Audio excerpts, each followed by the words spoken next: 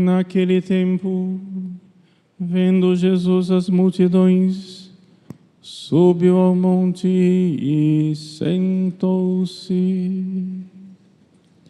Os discípulos aproximaram-se e Jesus começou a ensiná-los. Bem-aventurados os pobres em espírito, porque deles é o reino dos céus. Bem-aventurados os aflitos, porque serão consolados. Bem-aventurados os mansos, porque possuirão a terra. Bem-aventurados os que têm fome e sede de justiça, porque serão saciados. Bem-aventurados os misericordiosos, porque alcançarão misericórdia. Bem-aventurados os puros de coração, porque verão a Deus. Bem-aventurados os que promovem a paz, porque serão chamados filhos de Deus. Bem-aventurados os que são perseguidos por causa da justiça, porque deles é o reino dos céus. Bem-aventurados sois vós quando vos injuriarem e perseguirem, e mentindo disserem todo tipo de mal contra vós, por causa de mim. Alegrai-vos e exultai, porque será grande a vossa recompensa nos céus. Palavra da salvação. Glória a vós, Senhor.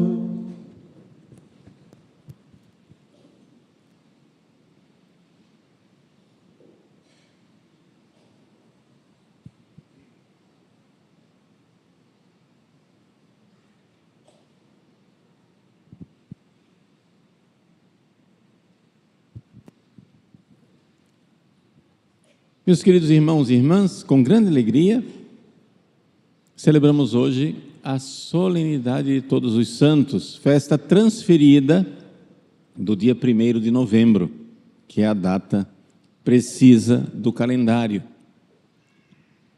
E eu gostaria de convidar vocês então nessa missa a deixarem de ser protestantes e entrarem de vez na Igreja Católica. Vamos lá, o que é que isso quer dizer? Vamos nos livrar da mentalidade protestante.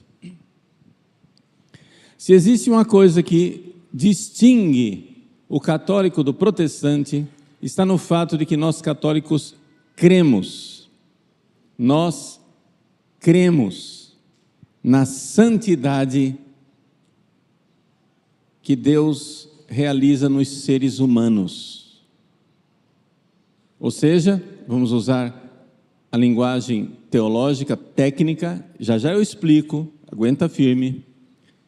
Nós cremos que nós podemos, já aqui nesta terra, começar a participar da natureza divina. Nós, católicos, cremos que os seres humanos são chamados por Deus e é Deus quem faz isso. Deus realiza em nós uma transformação. E nós, com essa transformação, começamos a participar da natureza divina. Vamos explicar isso. Vejam só, primeira coisa, o que aqui nós não cremos? Nós não cremos como creem os protestantes. Os protestantes acham que nós somos pecadores, ponto e acabou. Não é? Eles ficam irritadíssimos quando você chega e diz assim, São João, Santo Antônio, Santa Teresinha, que santo nada, é um pecador como nós, e ficam irritados com isso. Mas acontece que isso é fruto do desespero do pobre do Lutero, que desacreditou na santidade. A vida do Lutero, nesse sentido, é um desastre, coitado. Ele perdeu a fé na santidade. Mas o que é que nós católicos cremos quando nós dizemos que uma pessoa é santa? Para a gente entender a santidade, nós precisamos partir de Jesus. Quem é Jesus? Nós sabemos que Deus é Pai, Deus é Filho, Deus é Espírito Santo. 3 pessoas em um só Deus. São 3 deuses? Não. Um só Deus, Pai, Filho e Espírito Santo. Este Filho, que é Deus, Deus de Deus, luz da luz, Deus verdadeiro de Deus verdadeiro, gerado, não criado, consubstancial ao Pai, por Ele todas as coisas foram feitas. Nós cremos que esse Filho, por nós homens e pela nossa salvação, desceu dos céus. O que quer dizer isso? Quer dizer que Deus fez, Deus criou para Ele, para a segunda pessoa da Santíssima Trindade, uma natureza humana, corpo e alma, igual ao nosso, igual a nós em tudo, exceto no pecado. Isso quer dizer o seguinte, que a partir daquela visita do anjo Gabriel, a Virgem Maria, mãe de Jesus, a partir dali, a partir do momento que ela disse, eis aqui a serva do Senhor, faça-se em mim conforme a sua palavra, a partir daquele momento, um homem começou a participar plenamente da natureza divina. Homem, mas participando da natureza divina. E aí a gente precisa então explicar o que é natureza divina. Natureza é um conceito filosófico que foi usado pela primeira carta de São Pedro. São Pedro nos fala, né? Primeira ou segunda carta, agora me veio a confusão na cabeça. Tudo bem, depois você olha lá na Bíblia. São Pedro diz que nós somos consortes, ou seja, participantes da natureza divina. O que é dizer natureza divina? Essa expressão natureza divina, ela está na Bíblia. Que é o seguinte, a natureza é como o ser de uma coisa se comporta. Melhor comparação para a gente entender a natureza é, por exemplo, olhar a natureza do ferro. O ferro tem uma natureza. O ferro é frio, o ferro enferruja, o ferro é duro. Acontece que se eu puser o ferro com a sua natureza de ferro, em contato com outra natureza, a natureza do fogo, o fogo entra em contato com a natureza do ferro, e o ferro, que era frio, começa a participar da natureza do fogo, começa a ficar quente. O ferro, que era enferrujado, começa a participar da natureza do fogo, ele se purifica. O ferro, que era duro, começa a participar da natureza do fogo, ele começa a ficar maleável, e se eu acrescentar mais fogo, e mais fogo, mais fogo, mais fogo, o ferro daqui a pouco ele vira líquido. Daqui a pouco ele, que antes era opaco, não tinha luz, ele está emitindo luz, ele está brilhando. O ferro começa a brilhar, fica líquido e começa a soltar labaredas como se ele fosse fogo. O ferro não é fogo, mas ele começa a soltar labaredas como se fosse fogo. Ou seja, o ferro tinha uma natureza, se comportava de um jeito. Em contato com outra natureza, a natureza do fogo, o ferro começa a se comportar como se ele fosse fogo. Assim, essa comparação, a natureza humana de Jesus. Em contato com a pessoa divina, do Filho eterno, Deus de Deus, luz da luz, Deus verdadeiro de Deus verdadeiro, o Filho eterno em contato com a natureza humana, aquela natureza humana começa a se comportar de forma divina. Jesus é homem, mas é homem que se comporta divinamente, com a santidade do próprio Deus. Nós olhamos para Cristo e vemos o amor infinito de Deus numa natureza humana. Um homem, corpo e alma, como nós, se comportando como Deus. Participante da natureza divina, por um mistério que nós, em teologia, chamamos união hipostática. É a maior e mais perfeita união que possa existir. União criada, evidente. A união da Trindade não é criada, é no próprio Deus. Mas a união da natureza humana de Cristo com a natureza divina é a união hipostática, é a mais perfeita união que possa existir. É um homem que se comporta como Deus. E para que a gente visse, porque nós somos limitados, a gente olha por fora e acha, olha lá, o menino Jesus deitado na manjedoura, olha lá, o menino Jesus, né, perdido no templo, olha lá, o carpinteiro de Nazaré, olha lá. Então o povo de Nazaré viu Jesus do lado de fora e não viu diferença nenhuma, mas tinha uma diferença enorme. Então Jesus, para que a gente enxergasse quem ele era, uma pessoa divina que agora tem uma natureza humana, que criou para ele corpo e alma, Jesus, para que a gente enxergasse isso, começou a mostrar de forma mais clara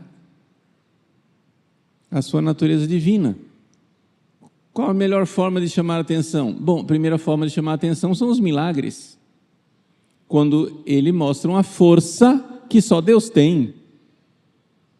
Quando ele ressuscita os mortos, quando faz os cegos voltarem a enxergar, quando faz os leprosos serem curados, quando faz os aleijados caminharem, quando faz, né, com que as pessoas fisicamente tenham manifestações de uma força que vem do alto. E aí, para que a gente enxergue isso, as pessoas começando a olhar para os milagres que Jesus fez, aquela natureza humana que manifestava aquele poder divino, as pessoas começaram a prestar atenção em outra coisa, a sabedoria dele.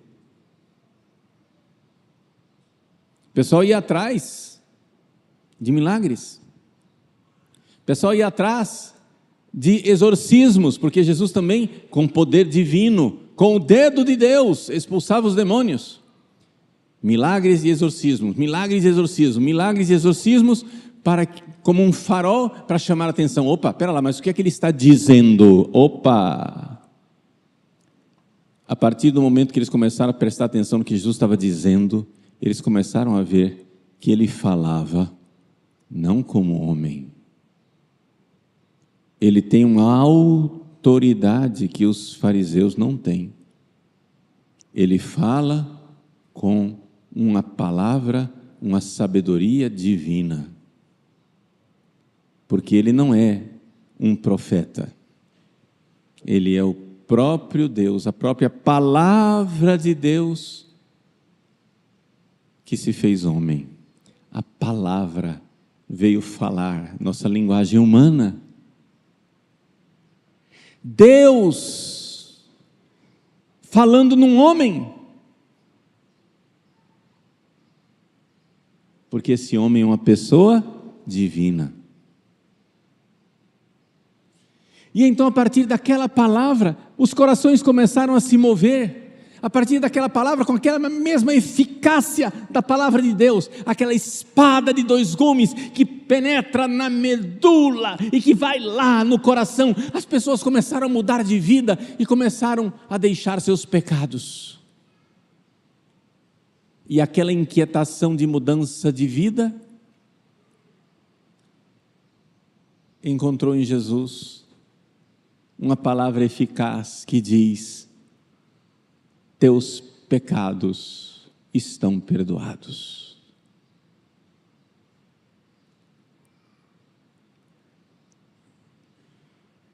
E para provar que ele podia perdoar os pecados, ele perdoou os pecados de um aleijado, carregado pelos amigos, que foi descido do teto. Ele olhou para o aleijado e disse: teus pecados estão perdoados. Todo mundo, ele está blasfemando, só Deus pode perdoar os pecados. E o que é mais fácil dizer: teus pecados estão perdoados, ou vai e levanta. Então, para que saibas que eu, que sou Deus, que criei para mim uma natureza humana, e que estou aqui como homem, mas eu sou uma pessoa divina, levanta e anda. Sinal externo para mostrar o perdão interno, invisível. Então Jesus começou a mostrar não somente que ele era Deus e que ele participava da natureza de Deus, ou seja, não somente que ele era fogo e que aquele ferro, a natureza humana, participava do fogo divino, mas ele começou a mostrar que ele também queria que nós participássemos disso. Ele queria que nós fôssemos santos nele, que ele queria que nós tivéssemos contato com o fogo dele e que pudéssemos amar como ele amou. Começou perdoando os pecados, ensinando a sabedoria.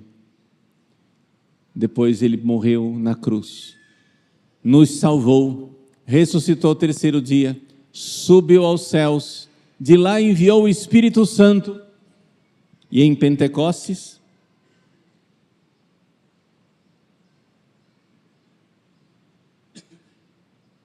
o Espírito Santo desceu sobre os apóstolos e a igreja, para que nós pudéssemos, a partir do Espírito Santo, participar da santidade de Jesus ressuscitado no céu. O que é um santo? Um santo é uma pessoa humana que, em contato com Jesus, pessoa divina, Deus feito homem, ressuscitado no céu, através do Espírito Santo, contato com a alma de Jesus, a alma de Cristo, em contato com a nossa alma, faz com que a nossa alma comece a se comportar de forma divina. Jesus é o princípio da santidade. Então, nós podemos olhar para a história da igreja e ver os santos se comportando divinamente. Mas como o comportamento divino, ou seja, uma fé divina, a fé é um conhecimento divino, uma caridade divina, um amor que é do próprio Deus. Como essas coisas às vezes ficam escondidas, Deus às vezes manifesta essas coisas de forma bem clara para todo mundo ver através dos milagres, como fez com Jesus. Assim como Deus usou os milagres para chamar a atenção para a santidade de Jesus, Deus que fez homem, Ele usa os milagres também para chamar a atenção para a santidade daqueles homens e mulheres, santos e santas, que em contato com Jesus começaram a se comportar divinamente. Então, por exemplo, Santa Teresinha do Menino Jesus, que tinha passado a vida inteira escondida no Carmelo, sem que ninguém se desse conta, quando ela morreu, lá do céu, um furacão de milagres, para chamar a atenção e dizer: olhem para a vida dela. Aí foram lá investigar. Não, cara, não é que ela tinha santidade mesmo? Para citar um exemplo mais próximo de nós, eu estive esses dias em Brasília, numa reunião lá na CNBB, e estava conosco o cônego Jorge, mais conhecido como Padre Jorjão.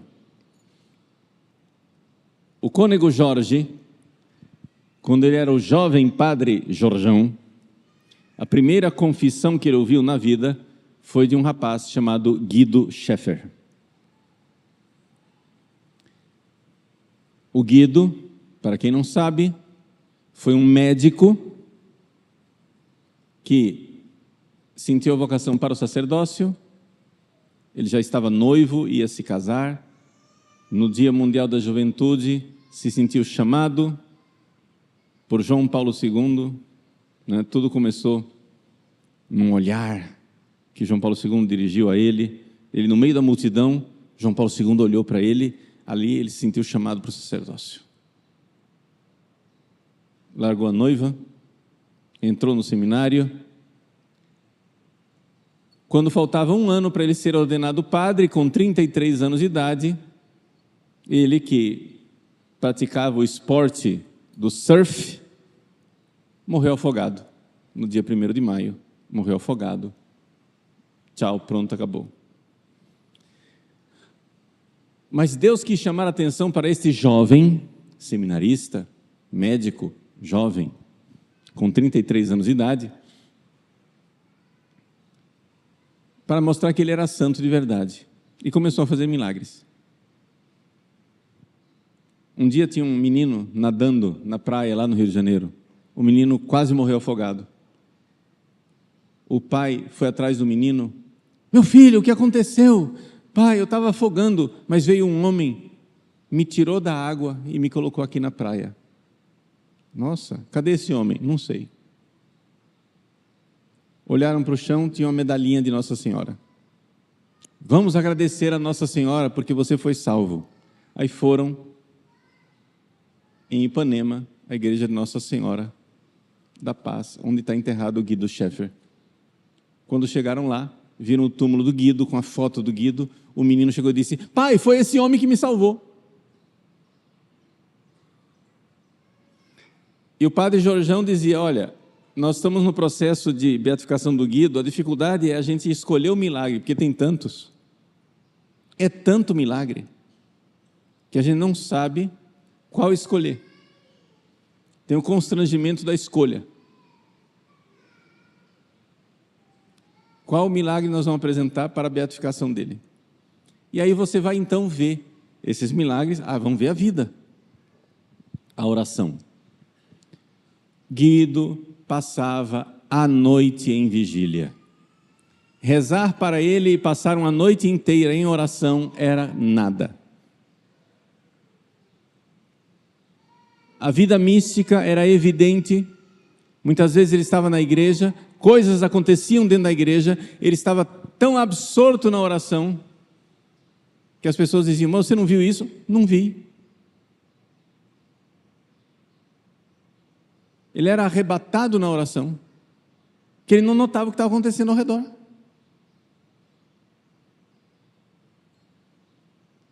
Uma vida de oração abundante, generosa, enorme. Rezava e rezava muito, rezava e rezava o tempo todo. E não somente isso, uma vida de oração que mostrava uma mudança de vida e de santidade, em que o Guido, como médico, se dedicava verdadeiramente aos outros. Ele foi apelidado de Novo São Francisco, porque o amor que ele tinha pelos pobres, junto com as irmãs da Madre Teresa de Calcutá, etc. e tal, junto com ele sendo médico, ele atendia todos os pacientes como médico, e era desses médicos, embora jovem, com 33 anos, era desses médicos que a gente vê, o médico experiente, que só na clínica, na conversa com o paciente, já dava o diagnóstico certeiro.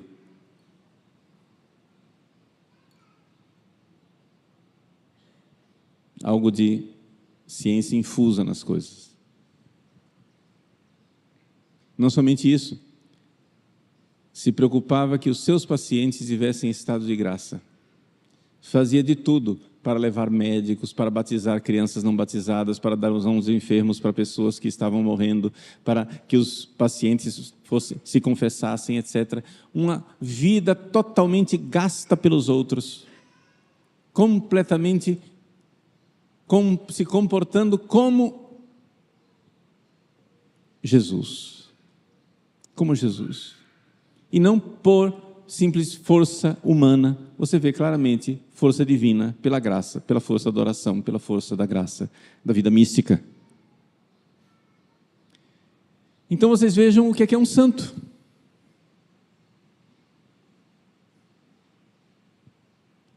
Hoje nós celebramos a solenidade de todos os santos.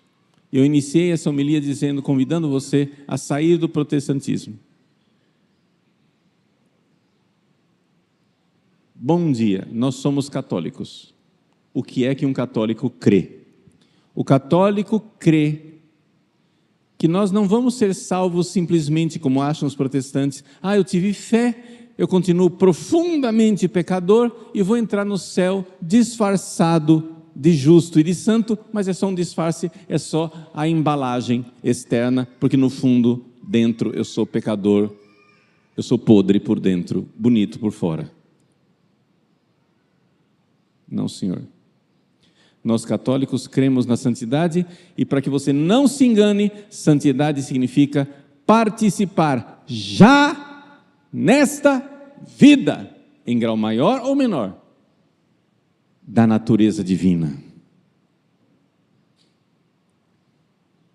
Ferro frio, opaco, enferrujado e duro, em contato com a divindade de Cristo ressuscitado, Deus que se fez homem, começa a se comportar de forma divina, como Jesus se comportava de forma divina.